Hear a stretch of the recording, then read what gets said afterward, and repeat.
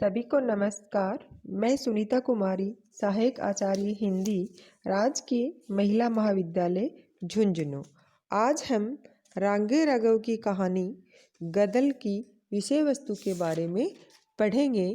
गदल कहानी का उद्देश्य वीरांगना के रूप में गदल के चरित्र को चित्रित कर उसके माध्यम से एक पिछड़े हुए समाज के यथार्थ को प्रदर्शित करना है। गदल इस कहानी की प्रमुख पात्र और नायिका है, जो बहुत ही साहसी और ओजस्वी है। इसमें अन्य पात्रों में गदल का देवर है डोडी, और एक मोनी है जो 35 वर्ष का युवक है। गदल का पति गुन्नू है और गदल के बेटे हैं नारायण और निहाल, गदल का पोता और गदल की बेटियां। अब हम पढ़ेंगे कि गदल कहानी जो है वो कैसी कहानी है। रांगे राघव आधुनिक युग के सर्वाधिक मेधावी कहानीकारों में से हुए हैं। उनकी लिखी कहानी गदल का हिंदी कहानी साहित्य में बहुत महत्व है। गदल एक विधवा एवं विद्रोहिणी नारी है।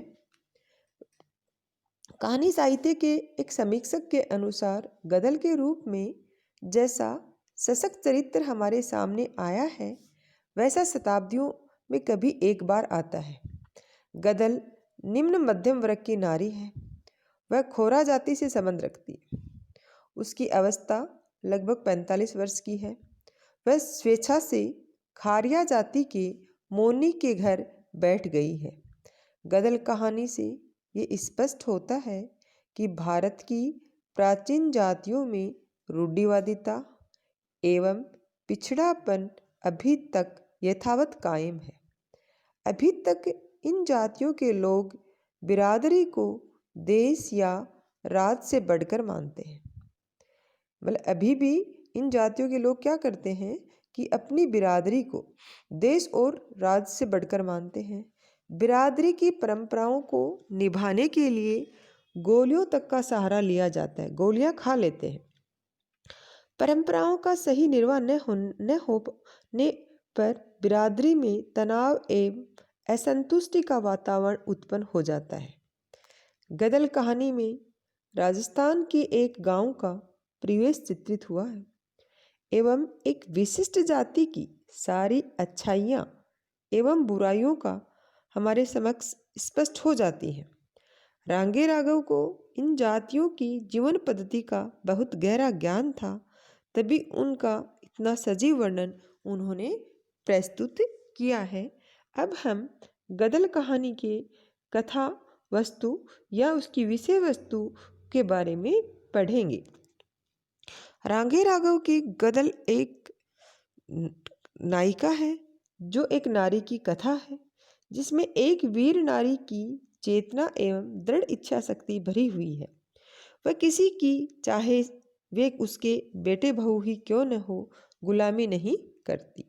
यानी गदल जो नायिका है इस कहानी की, वो किसी की भी गुलामी नहीं करना पसंद करती, चाहे उसके बेटे बहू ही क्यों नहीं हो।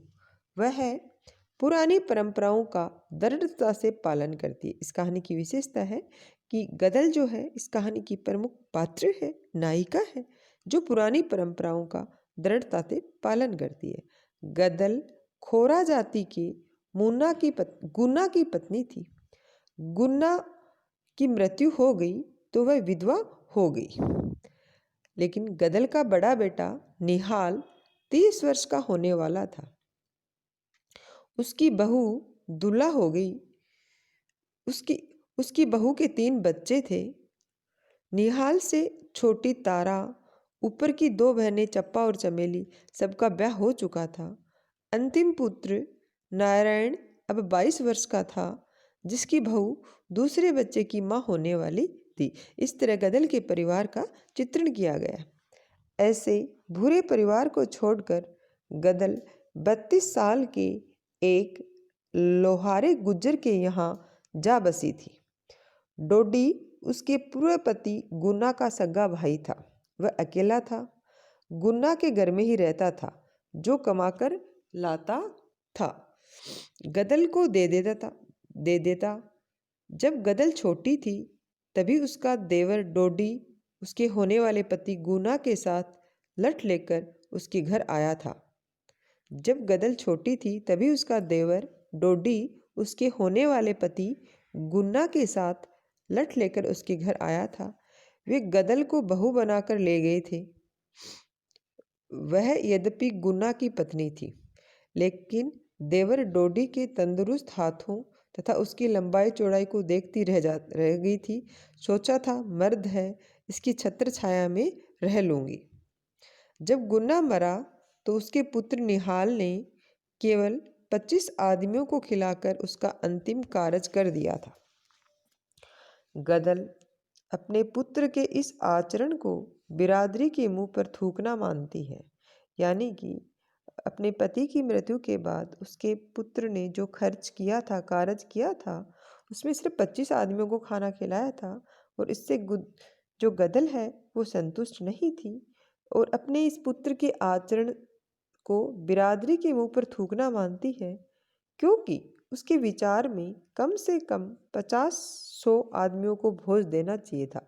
गदल का मानना था कि 25 आदमियों का कारज नहीं होता, कम से कम मेरा बेटा 50 या 100 आदमियों का कारज करता।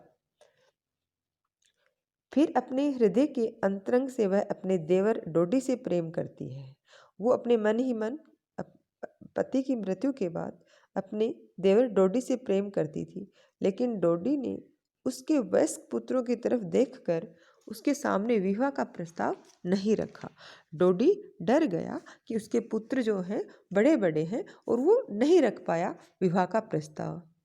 गदल डोडी की इस कायरता से अत्यंत खिन्न हो गई और उसने उसे सबके सबक सिखाने का निश्चय कर लिया। वह अपनी जाति से निम्न समझे जाने वाले लोहार गुज्जर के घर जा कर बैठ गई। यानी कि डोडी ने जब उसके विवाह के प्रस्ताव को पर उसके पास विवाह का प्रस्ताव नहीं रखा तो इससे उसने डोडी की कायरता समझी और उससे वो नाराज हो गई और उसने क्या किया कि मेरे देवर डोडी को सबक सिखाऊं, ये निश्चय करके अपनी जाति से निम्न समझे जाने वाले लोहार गुज्जर के घर जाकर बैठ गई।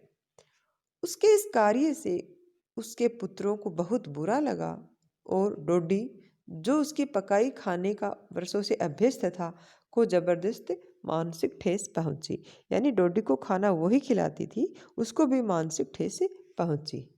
प्रारंभ में उसका पुत्र निहाल उसे लोहार मोनी के घर से खींचता हुआ घर ले आया। यानी वो लोहार मोनी के घर जाकर के बैठ गई थी, तो वहाँ से उसको खींचता हुआ अपने घर ले आया एवं उन्होंने उससे मारपीट करने की कोशिश की। गदल वीर नारी के समान उनके ईंट का जवाब पत्थर से देती रही।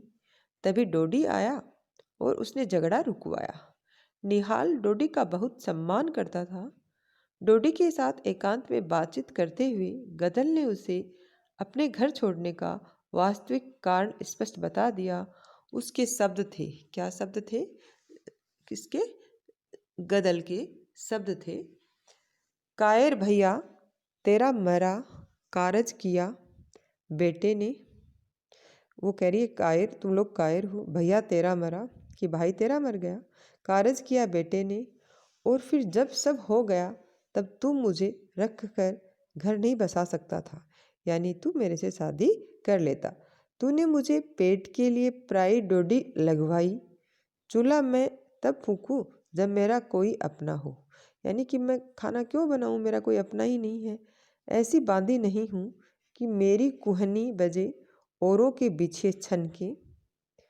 मैं तो पेट तब भरूंगी जब पेट को मोल कर लूंगी।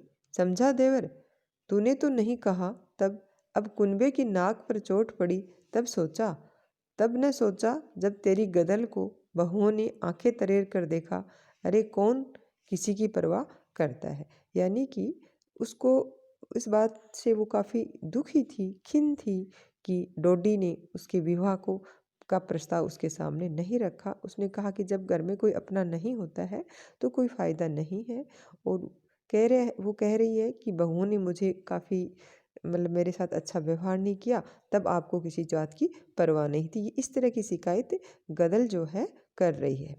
देवर के बारे में गदल भी भावना उस समय भी व्यक्त होती है जब वह अपने वर्तमान मर्द मोनी लोहार से कहती है, देवर तो मेरा अगले जन्म में भी रहेगा, वही न मुझे रुखाई दिखाता तो क्या ये पाँव बिना कटे उसे देहरी से निकल सकते थे। उसने मुझसे मन फेरा, मैंने ऐसा बदला लिया उससे। तो यहाँ भी उसमें बदले की भावना है। और उसका जो दूसरा जो पति है, वर्तमान जो पति मर्द मोनी लोहार, उससे ये बात कहती है। लेकिन डोडी गदल के विछोह में शीघ्र ही दिवंगत हो जाता है। लेकिन डोडी की क्या हो जाती है, गदल के वहाँ से जाने से दुखी होकर वो मर जाता है। मरते समय वह बार बार डोडी को याद करता है। डोडी जब सुनती है तब वह खाना खा रही थी। उसके मुंह तक पहुंचा हुआ ग्रास रुक जाता है और वह तुरंत एक बार घर लौटने का निश्चय कर लेती है। उसका वर्तमान मर्द मोनी लोहार उसे रोकता है तो वह उसे कहती है, क्यों तू रोकेगा? अरे मेरे खास पेट के जाए मुझे रोक न पाई। अब क्या है, जिसे नीचा दिखाना चाहती थी वही नहीं रहा और तू मुझे रोकने वाला है कौन? यानी कि वो डोडी को नीचा दिखाना चाहती थी, उसको सबक सिखाने के लिए वो मोनी लोहार के यहाँ आई थी। लेकिन वो यहाँ भी नहीं रुक पाती है कि मेरे बेटे भी मुझे नहीं रोक पाए, आप कौन होते हो मुझे रोकने वाले? अपने मन से आई थी, रहूंगी नहीं रहूंगी, कौन तूने मेरा मोल दिया है? इतना बोल तो लिया भी इतना बोल तो भी लिया। तू तू जो होता मेरे घर में तो जीभ कड़वा लेती तेरी। लेकिन मोनी हाथ पकड़कर उसे अंदर धकेल देता है। रात के तीसरे पहर में गदल पूरी शक्ति लगाकर छप्पर का कोना उठाती है और शापिन की तरह उसके नीचे से रेंग कर दूसरी ओर कूद जाती है। घर पहुंचकर भी उसे बहुत सी कटुक्तियां सुननी पड़ती हैं। वह अपने बेटे निहाल की निंदा करती है कि उसने अपने पिता के कारज में केवल 25 आदमी खिलाकर बिरादरी का अपमान करवाया था। पुत्र कहता है कि सरकारी कानून था कि 25 से अधिक व्यक्तियों को न्योता नहीं दिया जा सकता था। गदल कानून का मजाक उड़ाती है और कहती है, सारे जग में कानून चल रहे हैं पटेल, खुले आम भैंस खोलकर लाई जाती है, मेरे ही मर्द पर कानून था। यानी वो कानून का मजाक हो जाती है कि लोग भैंसों की चोरी वोरी करते हैं और मेरे घर जब कारज हो रहा था तब कानून लागू कर दिया आप लोगों ने। यूँ न कहोगे बेटों ने सोचा, दूसरा अब क्या धरा है, क्यों पैसा बिगाड़ते हो कायर कहीं के। वह निहाल को चुनौती देती है, जा बिरादरी कारज में न्योता दे काका के। तो निहाल शक पका जाता है, लेकिन अंत में वह कहती है, वह मरते बखत मेरा नाम लेता गया है ना, तो उसका प्रबंध मैं ही करूँगी। इस निश्चय को कार्यान्वित करने में गदल ने दिन रात एक कर दिया। सब जान गए कि गदल बड़ा इंतजाम कर रही है। उसने दरोगा को रिश्वत दे दी ताकि वह उधर आए ही नहीं। लोग कहने लगे, उसे अपने मर्द का इतना गम नहीं हुआ था जितना अब लगता है। यानी कि उसने अपने देवर के इस कारज को करने के लिए दरोगा को भी रिश्वत तक दे दी और लोग कहने लगे कि इसको अब उतना उतना उस समय इतना गम नहीं हुआ था जितना अब लगता है। जब भोज का कारज चल रहा था तब पता चला कि किसी ने कस्बे के बड़े दरोगा जी के पास शिकायत कर दी थी और उनके आदेश से रिश्वत खाने के बाद गांव के दरोगा को कारज बंद करवाने आना पड़ रहा था। पुलिस पूरे दल बल के साथ बंदूकें लेकर आ रही थी और गदल से किसी ने कहा कि वह राज से टकराने की कोशिश न करे। गदल ने उत्तर दिया, अरे तो क्या राज बिरादरी से ऊपर है? यानी कि उसने क्या कहा कि जो राज होता है वो बिरादरी से ऊपर नहीं है। राज के लिए धर्म नहीं छोड़ देंगे।